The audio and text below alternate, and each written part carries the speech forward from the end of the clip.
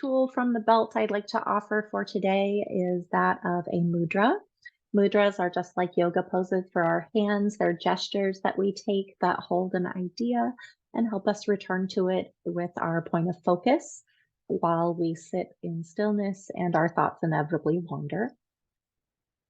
The mudra I have in mind for today is called Usha mudra. It translates to an idea of dawn. It's associated with this idea of productivity, or so I like to think about how our most productive hours occur after dawn breaks and the sky is filled with the sun.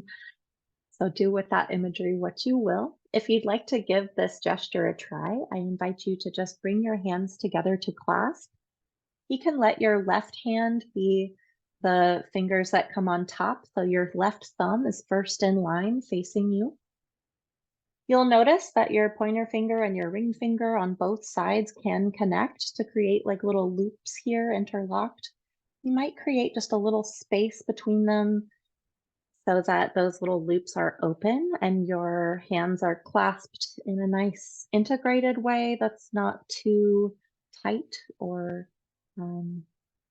squeezed.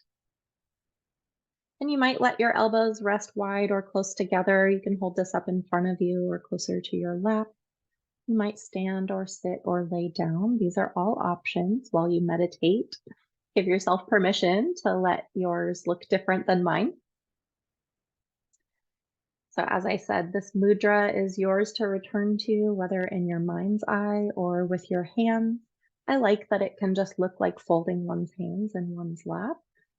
And so it can be maybe just poised in appearance instead of looking odd or like a special kind of sign language if you're feeling shy in a public space, or maybe you're in a conference room or a meeting or some setting where you'd like to be rather discreet with your gesture for yourself, but it could still just be helpful to revisit what it feels like to clasp your fingers together and rest them in your lap and consider where your energy is going.